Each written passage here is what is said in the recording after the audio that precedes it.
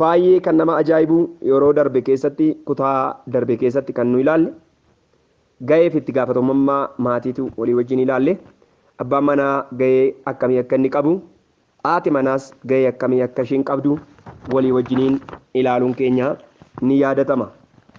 Abbaan manaa ga'ee ofiisaatii beekennaan haati manaas ga'ee ofiishiitii beektee jennaani gaa'elli mataa miilla ta'ee miilli mataan ta'u hundumtuu ga'ee ofiisaa beeketu jiraata. Gaa'ela duwwaa miti biyyuma lafaa kanarratti iyyuu namni ga'ee mataasaa baheetu ga'ee namaa komata. Akkasuma dhala namaa kana Waaqayyo eebbisuudhaaf namaaf Waaqayyo ga'ee isaa kenne. Namni waan gochuu qabu Waaqayyo itti hime ofiisaatii immoo Waaqayyo waan gochuu qabu ofiisaatii immoo dubbateera Waaqayyo. Kanaaf eenyuyyuu ga'ee ofiisaa bahu malee hin ta'u. Namni tokko mana namaa lixxanii harka dhiqachuun of qopheessuun kan namichaati dhiyeessuun garuu kan abbaa kennuu sanaati. Akkasuma immoo Waaqayyo si eebbisuudhaaf waan gootu sitti hima. Waan gootu sitti hima.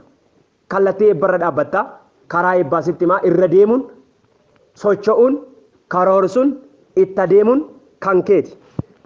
Biyya lafaa kanarratti namni ga'ee isaa bareennaan Waaqayyo waan nama eebbifneef hin qabu. Yeroo tokko tokko ga'ee keenya dhiibneetu ga'ee keenya otoo hin baatiin Waaqayyoon komanne. Ga'ee keenya otoo hin baatiin Waaqayyoonis komachuun sirrii miti. Akkasuma gaa'elli tokko tokko abbaan manaa tokko tokko ga'ee isaan beeku haadha manaasaa tuffata, haadha manaasaa komata, haadha manaasaa arrabsaa, haadha manaasaatti dhagaa guura. Yeroo tokko tokko kan isin argitan isa kanadha. Namoota utuu ga'ee isaanii hin bahin dhiira ga'ee isaa utuu hin bahin haadha manaasaa kasasu baay'ee argitu. Nan jaallattu jedhu yookaan ishiin haadha manaa sirrii miti dubartii sirrii miti jedhu. Dabeettiin ofii of gattee abbaa manaan nagate jettee jedhanii kan obboleettotaa immoo ofuma ga'ee ishee wallaaltee kan haadha abbaa manaa komattus jirti. Inni nama akkasiiti hamaadha nan jaallatu akka inni ishii jaallatu gochuu ga'ee taphattu qabdi. Akka haati manaasaa isa jaallattu ga'ee taphatu qaba abbaan manaa. Kanaaf gaafa ga'ee keenya irraanfannu gaafa ga'ee keenya dagannu gaa'elli gaa'ela ta'uusaa dhiisetu ibidda manatti kaa'anii keessa jiraatan ta'a jechuudha. Isa kanaaf waa'ee ga'ee abbaa manaa ga'ee haadha manaa bal'ifnee guddifnee addunyaa guddaa goonetu torbanoota darbe ilaalleerraa jechuudha. Ulfinni guddaan Waaqayyoodhaaf haa ta'u. Ga'een ijoollee maalinni yoo jettan ijoolleen ga'ee mataa isaanii qabu. Gaa'ela keessaa sanyiitu argama jenneerra ijoolleen ga'ee ijoolleen dubbanne ani yeroo darbe ijoolleen ga'ee guddaa qabu gaa'ela keessatti. Gaa'elli akkaataan ijoollee godhachuullee barumsa addaa qaba.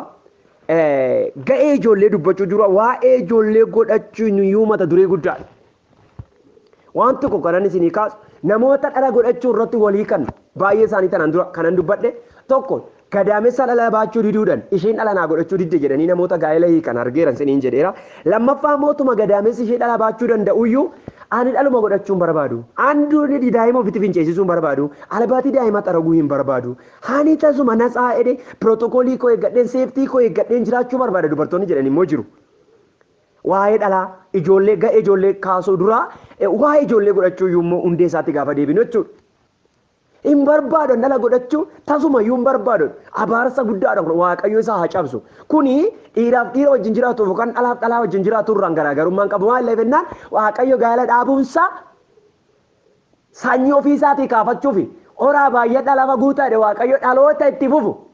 Jenereeshinii itti fufuu barbaadetti Waaqayyo gaa'ela kan dhaabe malee fedha foon keenya duwwaa akka walitti baanuuf miti. Macaafa qulqulluu keessa isa tokkotu dubartii bira ga'eetu sanyii kormaa isaatii lafatti dhangalaase. Waaqayyo ina baare namicha sana maaliif fedheen sanyiin akka ka'u barbaada Waaqayyo. Baay'een kan ajaa'ibu. Kanaaf obboleettonni tokko tokko dhala godhachuun barbaadan qififi sana maayini dhala godhachuun dhongaa'ela godhadillee ani ijoollee wajjin taphachuun barbaadu. Maal godhure utuu danda'ameef akka hanqaaquu buusanii iddoo biraatitti xiqqaalaa iddoo biraa kaa'anii falafalchisuu barbaadu. Hin danda'amu malee. Amma immoo dhufeera gadaamessa bitachuun gadaamessa kireeffachuun akka nama mana kireeffatu gadaamessa kireeffatanii hormoonii fuudhanii yookaan sanyii dhalaa kormaa fuudhanii gadaamessa nama tokkoo kireeffatanii keessatti dhala godhachiisanii isaa booddee nama tokkotu dhala baatee dhalata kun immoo jira bara kana immoo teknooloojiin jedhee kana fide jedhan nan dhagaye haa ta'u malee kana miti ulfinni waaqayyo kaayisa kana miti gaala gidduudha waaqayyo dhala barbaade maaliif hin barbaadu ishiin dhala godhachuu waaqayyo tarii obboleettonni sammuun isaanii kana keessa jiru maqaa Yesuus hin daakeera keessaa haa cabu kun ishii tokkotu an dhala godhachuu hin barbaadu jette maaliif naan an dhala godhachuu hin barbaadu kanaaf inni immoo dhala godhanna jettee kanaan gargar baanii yeroo dheeraa turan waaqayyo umurii koo malee umuriidhaan utuu hin taane sammuu nama guddummaa naa kenneera gooftaa galanni isaaf haa ta'u nan gaafadhe yeroo kanaan hojii wangeelaayuu hin jalqabne namoota baay'een araarsan yeroo durumayyuu maal innaan icciitii isaanii gaafa natti himan kanadha maal kun rakkina maalii qabaa macaafa qulqulluun nu araarsaa innaan macaafni qulqulluun maseenummaa akkatti ilaaluu qabaa dhala dhabuu akkatti ilaaluu qabaa inni siin diddan kun immoo macaafni qulqulluu waan jedhuun qabaan jedheen eessatti gorure kanaaf dhufaniitu gara dubbii waaqayyootti galan jarri sun hin araaraman abaarsa guddaadha dhala jibbuun maaliif dhalan barbaaddu isheen gadaamessichi akka dhalan barbaadu ulfina dhala gochuun ulfina maariyaam yesuus kiristoos erga garaatti baatte akka kana jette arraa jalqabee dhaloonni hundinuu maal naan jedhu ulfina qabeetti naan jedhu salphoodha kan garaatti hin baanne salphoodha maseenummaadha maqaa guddaadha egaa waaqayyo immoo dhala garaatti akka baatuuf jedhe gadaamessa akka dhala baatu godhe warri kaan immoo dhala gadaamessa dhalan baatu rakkatanii iyyoomanii dhalan dhabeedhanii boo'u erga waaqayyo immoo gadaamessa dhala baatu kenneef maaf didde obboleettiin kun jettanii yaaddu kanaaf wanti kun isinitti hima dhala godhachuun eebba abbaan mana tokko dhiirri tokko dhalan barbaadu akkasumatti jiraachuu barbaada haadha manaa isaa ijoollee lafa hirmaniisuu barbaada waaqayyo kana miti kan inni barbaadu maali booko maali qotee bulaanuu qotee waa akka biqiluuf hin barbaada miti ree jara keenya maali cubbuu maalii qabanya dubbi asaasaa jibbina malee isinii gala miti baay'ee dhalli barbaachisaadha gaala keessatti ija dhalli macaa farfannaa 127 akkas jedha dhala godhachuun kennaa waaqayyooti kennaa dhala namaaf kennuudhaadha gatii inni namaaf kennuudhaadha waan gatii hin qabne maal hojjette sirrii miti malee kisaaradha jechuudha gaa'illi dhala hin qabne kisaara guddaadha maali waan maqaan itti isidhaan yookaan mukuma tokko illee dhaabi yeroo hin barbaanne immoo mukti illee yeroo isaatti gogee bada itti maqaa si haadhaanii maaliif waamamu maaliif waamamtu achumatti cittee hafta dhalli barbaachisaadha namichi tokko hin jedha waggaa meeqa itti waamamuu yoo barbaadde muka dhaabi waggaa dheeraa itti waamamuu barbaadde dhala dhashii hidheetu waan sadiin tokko ka'a ni rasichalu kanaaf dhalli barbaachisaadha erga dhala arganne akkamitti guddifna gaaf tokko tuqeera dhala argannaan tokko itti gaafatamummaa guddaan waa'ee dhala godhannuuf firdii guddaan mataa keenyarra jira warra dhala godhattan warri dhala qabdan dhaggeeffadha warri garaa godhachuuf jirtan dhaggeeffadha dhala godhadha abbaa manaa keessaniif garaatti baadhaa ulfaa'aa ga'a waaqoo gadaamessa kan sanaa eebbisu dhiisicha gaa'elaa eeggadha abbaa manaa keessaniif haalqunnamtii seera qabeessaan akka macaafni qulqulluun abboomuus kanadha ciisichi gaa'elaa ulfinaa qabaatuun kanadha ejja miti laa akka ejjaatti dubartoonni ilaalan jiru lakki inni sirrii miti seera qabeessan gaa'ela godhatte immoo dhala godhadhuuf abbaa manaa kee sitti gammada yoos waan tokko isinitti hima namoota erga gaa'ela godhatanii dhala godhachuun isaanii chaalenjii guddaadhaan erga dhala godhatanii booddee namoota dhugaa ba'an gara keenya dhufanii kadhannee fi namoota dhala dhabanii waaqa dhala kenneef gaafa dhugaa ba'an akka kanadha ergaati manaa koo garaatti naa baattee hin jaalalli isheen itti dabaleedha tokko cammara binyi fiqirwa bakka ishii nanawwa amman galee arguttedha waan ishiin garaatti naa baattuuf dhala koo erga deessee immoo ittuu natti caaledha tokko immoo inni gara mikkoono erga yesus itti galee bakka jaalalli hin dabala dur kan miila dhiquufii barbaade dur kan uffata miiccineef uffata miicceef jaalala bakka jaalalli hin dabala dhala gidduutti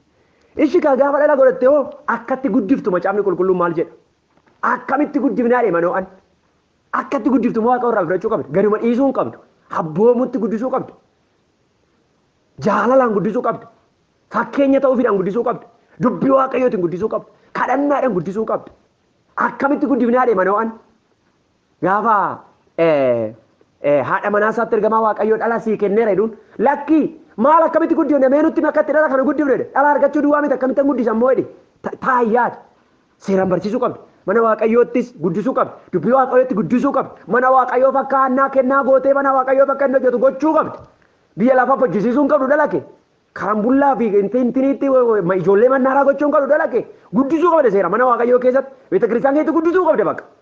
Waaqayyoo si haa gargaaru dhalli kee ijoollee uruufaa ijoollee bakkee ijoollee mannaaraa ta'anii guddatanii dhalli kee.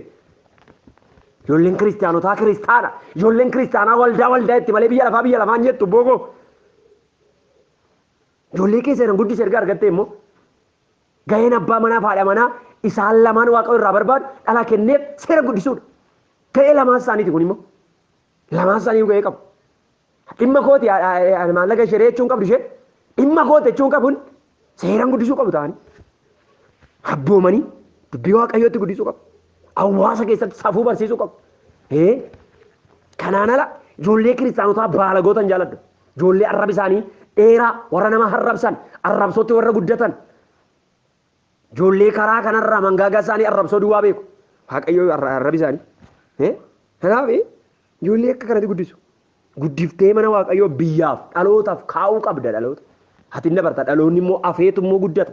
Ijoolleen keessi fakkaatu. Ijoolleen abbaan manaa isaanii haati manaa isaanii wal arrabsan ijoollee arrabsitu ta'u. Warri wal kabajan garuu ijoollee wal kabajoo ta'u.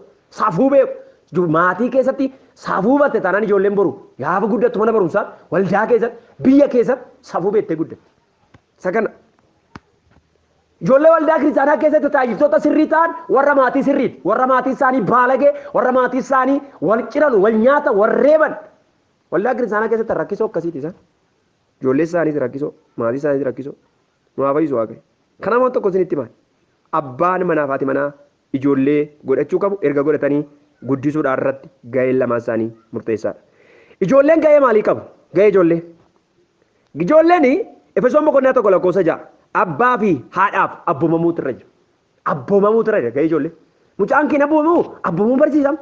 Amma isin abboomamu taana boru waldaaf hin abboomamu mana barumsaatiin abboomamu biyyaaf hin abboomamu waan badee ta'a shiftaa ta'a. Shiftaa taati. Alalee taati. Hin taatu. Kanaaf abboomamuu qabuudha. Macaafni qulqulluun Efesoon boqonnaa 6 Phaawulos akkas jedha ijoollee isinitti ani malaa yaa ijoollee haadhaaf abbaa keessaniif abboomama. Ulfina kennaafi kabajaa. Lammaffaa gahee ijoollee haadhaa fi abbaa ofii ifachuu dhiisu. Efesoon Ximotewos duraa boqonnaa 2 boqonnaa 5 lakkoofsa 1 ifachuu dhiisu. Ijoollee haadhaa fi abbaa isaanii harrabsan ni argina yeroo baay'ee. የመጨረሻ ባለግነት ነው። ዛሬም አኒ አረዩ አባ ኮት ጀጀባ ደዱብዩ ልፋታ ነው ፈድ እንዱበድ አዳ ኮትስ እስከ ዛሬ እንደንደው ዱጋ እንደንደው አናራ ደማ ጉዳይ እጆሌዩ ቀበን ገሩ አባ ኮት ጀጀባ አረብሱ ዱብዩ ልፋታ ይቹን እንደንደው ቶኮ ኦቱሞ ኦሊሌን ጉደቲን ሃ አባ ሳኒ አረብሱ ቡልቹ በርባድ ሬቡ በርባድ አዳ ሳኒ አባ ሳኒ ቤከ ነሞታ ባይ waaqayyo ijoollee akkasii namoota akkasii macaafni qulqulluun akkas jedha bara dheeraa jiraachuu barbaaddeedha. Museen saba Israa'eliin bara dheeraa jiraachuu barbaaddeedhaan ijoollee saba Israa'eliin haadha abbaa kee kabaje. Hankaanachi bara dheeraan jiraattu sinkuta sila jeesa waaqayyo sila jechuudhaaf dheekkamsa haadha abbaa ofii kabajuu dhiisuun. Kanaaf gaheen ijoollee kanadha. Walumaa galatti maatiin hundumtuu gahee isaanii ba'achuu fi gahee isaanii alaa dhiisuu gahee isaanii ni alammoo ba'uu dhiisuun baay'ee barbaachisaadha. Yeroo kana gaa'elli sun eebbifamaa fiixan ba'aa gaa'ela keenyaaf tiksee gaarii taaneerraa jechuudha. Har'a kanan isinitti himu waangoolii gaa'elatti dutan yookaan waangoo gaa'elatti duttu walii wajjin ilaala. Waangoon gaa'elatti duttu maal ishiin? Mee irra dhaggeeffadhaa waan isinitti himaa. Waangoo gaa'elatti duttu. Waangoo gaa'elatti duttu dhaggeeffadhaa. Bara keenya kana keessa bara qaroominni iddoo fudhatee waan ta'eef gaa'elli toora ganamaa yookiin toora uumamaa gadi dhiisee waangoolii hedduudha yeroo inni dhidhiitamu baay'inaan ni mul'ata. Waangooliin kun maaliin? Tokko feesbuukiidha. Feesbuukiin akkamitti waangoo gaa'elatti duttu ta'e dhaggeeffadhaa. Namoonni yeroo baay'ee kan isaan dabarsan galagalas haa ta'u ganama yeroo feesbuukii kanaa wajjin kanaaf yeroo itti gaa'elaa wajjin dabarsan hin qaban. Waangoo gaa'elatti duttu dhaggeeffadhaa. Abbaan manaa haadha manaa bira ciisee tiraasii isaa borafateetu miidiyaa feesbuukii haasaa eenyutti haasaa injina jira bira ta'e yeroo tokko baay'ee kan sin ajaa'ibu feesbuukii kanaan warra wal jaalatan tokkotu jiru abbaan manaa haadha manaa dhokseetu micaa'oo tokko jana janata maayidee jana janataa ani haadha manaan qabu silaa warruma qaban tun qaboodha bara kana hin rakkanne haadha manaa qabaa hin qaboodha abbaa manaa qabdi hin qabu ani dhiira iyyuu argineetti waaqayyo ishee baadhiisu maal kun abaaramtuun hin jedheeman an dhiiruma iyyuu hin beekottiin tokko tokko saree shamarran waa akkasii harkee beekon egaa hin jana calledhe ennaan akka carraa innis piroofaayilii isaa jijjiireetu suura addaa irra kaayetu jala janata namni inni jana janu kun haadha manaasaa isa inni manatti wajjin galudha ishiin immoo achi kana gartee jana janatti kaa tokko ishiin immoo jana jantu otoo hin beekin piroofaayilii ofii jijjiirtee lakkoofsa ofii hiiteetu eewu jana janti abbaa manaa ishii isa wajjin ciiftu bara jarri kun waliin beekan akka abbaa manaa haadha manaa walii ta'an hin beekan maal waliin jedhu garuu ani dhiira argeen beeku ani immoo inni immoo shamarran argeen beeku utuma wallos kan haasanii mana tokko keessaa ta'anii nama biraatti haasofnetti fakkaata utuma haasanii gaaf tokko hoteela tokkotti yookaan kaaffee tokkotti wal beellamu mi garmaachuu nagar gaafa wal beellaman dhufeera uffata akkamitti uffata akkasii eessatti iddoo akkasii otuma jedhanii peejii yookaan immoo miiseejinaan chaatota wal godhanii qaaxxennaan kaaffee ulaa kaaffee keessatti wal argatu.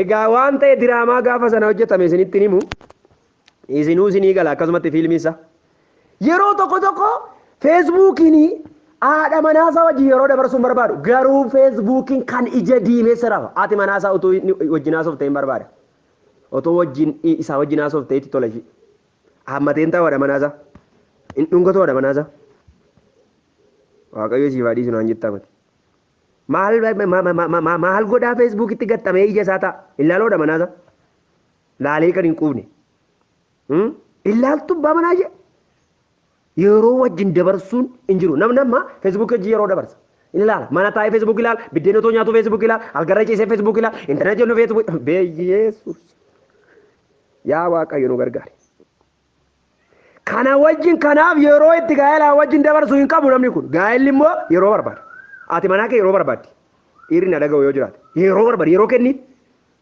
taphachiiti haasuusi fuudhii kaaffee baay'ee dirreetti fuudhii baay'ee iddoo bashannanaa geessi hin caannaaqiin atoo warra kaanii wajjin bashannanuu malee dha mana kee wajjin bashannanuu barbaadu dhiirri tokko rakkan maal mirridde ama tokko birrii kudhan bitatee achi bahee taa'ee haasofsiisee sammuu ishii taataa godhee galgala maal ta'a hin barbaadu malee yookaan dibbirtaa'ee feesbuukii isaa iddoo qorombullaa isaa iddoo bimnaamni oola dhiirri bara gara maal jira obboleettonnis jiru kan kana fakkaatan abbaa manaa isaaniif yeroo kennuu kan hin barbaanne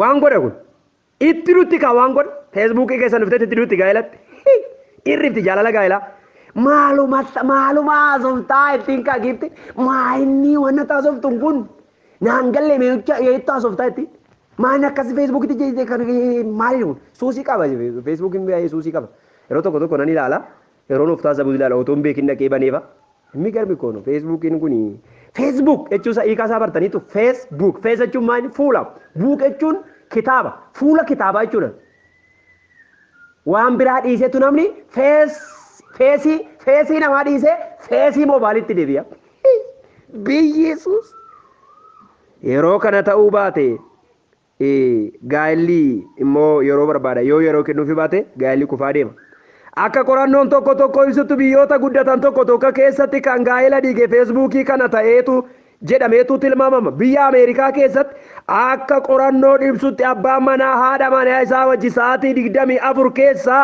daqiiqaa 2 qofa wal arga yookiin wajjin dubbata kana irraa kan ka'e gaa'elli baay'een diigamaa oola guyyaa sa'aatii 24tti daqiiqaa 2 maal kana argee deemoo hin argimoo daqiiqaa 2 moo arabaga taapaya biyya guddatan keessatti takka inni hojjetaa takka waan biraa godhaa takka intinaa godhaa haadha manaa isaa yeroo wal arguun qabu maali kun abaarsa malee maaliif fuudhee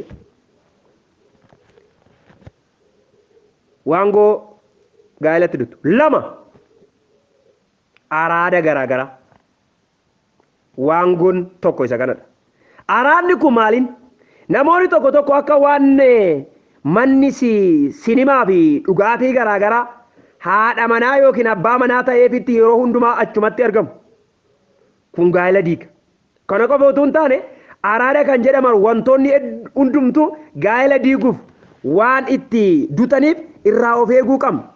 Kan akka puulii sila kaasee kan akka tapha qarshii qabsiisanii yookaan qumaaraa nyaachisanii fi kan kana fakkaatan hundumtuu waan goolii. Bara kana qumaara baay'ee jira. Qumaarri koo isa kaartaa qabsiisan isa puulii minaaminii iska zaaree ne bayjuun kaan ijaalaqaf ba'uuna digzaabirii mitikire. Injaaladhu. Biyaansi koorkii injaaladhu waan karaa bireeti. Waan gara waan tapha jedhe tokko isaa hin beeku. Hin beeku. Digzaabirii baarkeenyinna. Waan biraatu yeroo hojjedhu yeroon isaa yeroo bal'aan qabu maalan kana waa akkasii. Gaa'elli tokko tokko kan diige immoo kana namoota baay'inaan beeku. Haadha manaa isaati waan shunkurtii bitattu birrii shanii ittiin kennu dhaqee garuu maal godha sitti fakkaata. Dhaqee karaa mul'ata taphata. Dhaqee qumaaraa nyaachisa. Hin nyaata. Tokko tokko sigaaraa tuutu. Tokko tokko maal godha suusii araadni garaagaraa baay'eessaa jira. Inni kun gaa'ela diiga.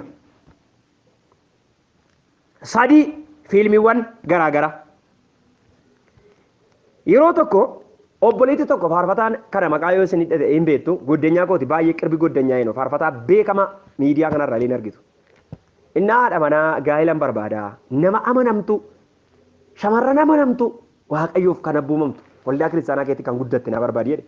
Waaqayyo na gargaaree egaa hawaasa tajaajila waan ta'eef dhaloota tajaajila waan ta'eef nama wallaallu innaa nama wayii wajjin wal barsiise. Utuma haasaanii gaaf tokko shaayii bunnaa jedhanii iddoo ta'e nu geessan. Haasaa keessaa warri dhiiqqoon jumaa xumuranii haasaa keessa waa'ee qaanaa gaffuudhaan qaanaa fiilii maalni qaanaa TV beektu laata maal wallaaltu sii miti jedhame. Innaan qaanaa TV gadi fuune waan irratti akka gaffuune iyyaadadhu. Isaa booddee obboleettitti ani isaaniin gidduutti yaa'u obboleeyyanidha isaaniif an obboleessaa isaan immoo akka fireendii gaa'elaatti. Innaan haasaa keessa kan akka qaanaa moo qaanaan daqiiqaa sana darbee jennaan itti fiilmiin qaanaa daqiiqaan tokko darbee jennaan nan maraadha. Dhugaa jettaa jedheen dhugaadha jette. Karaa kana namni natti hin dhufin jette. Dhugaadha kun jette jedheen dhugaadha jedheen. Ishi arraa jalqabdee hin dhiiftamoo hin dhiiftu kanuma tokko duwwaanatti mii jedheen. Ilaa arraa jalqabee qaanaa dhiisuu mannaa si dhiisuu naa wayyette chaawu waliin jedhan. Tilliksa ukkono baxxaam lootorii tarkaa ba'e. Buleetti suni yeroo dheeraa gaa'ela akkadha dhabdee balballi gaa'elaatti cufamee yeroo dheeraa gidirfama guddaa keessa intinaa jette baay'ee gatii guddaa baasaa turte. Gatii guddaa baasaa turte. Baay'ee gatii guddaa baasaa turte dhugaa dubbachuudhaafi. Haala ulfaataa keessa turte.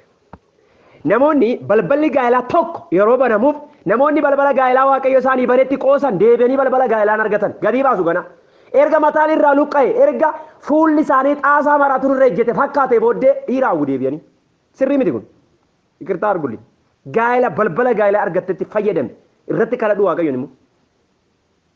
Malee ittiin qoosiin dhiiratti hin qoosiina. Warri dhiiras obboleettotatti qoosuun dogoggora. Warra dhiiraa maalan godha utuu baay'ee dubbadhe nan jaaladha garuu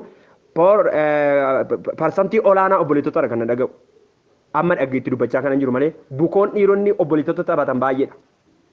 Kanaaf of eeggannaadhaan carraa waaqa namaa kanatti fayyadamuun baay'ee murteessaadha. Of eeggannaadhaan.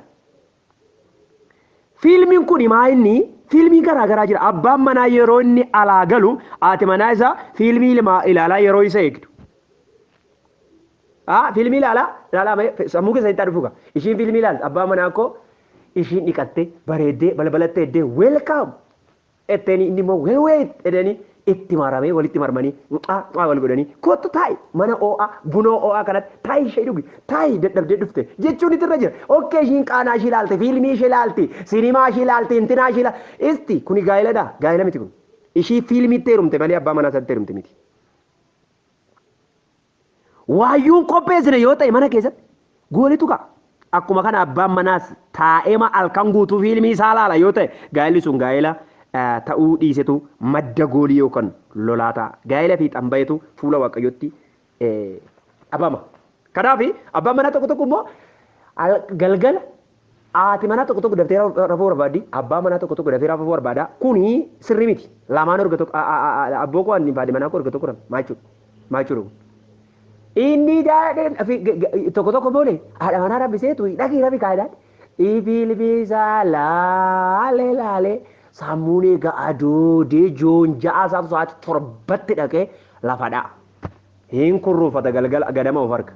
Gaa'ela kaa kunis wajjin bulee mukarran buluu dhaqee dhagaan waaqayyo isaaf dhiisu. Egaa waan baay'ee haasa'eera dhiifama naa gootu tarii namni attaadha yoo jiraate dheetanii jiru. Eebbifama waaqayyo isin haa kabaju. Barabaraan waaqayyo yana saasiniif haa baay'isu. Eebbifamaan isiniin jechuu jaalladha. Tarii yoon dogoggore dhiifaman isin gaafadha. Eebbifamaa koomentii yaada nan barbaada. Nagaan keessan Kiristoosiin guutuu haa ta'u.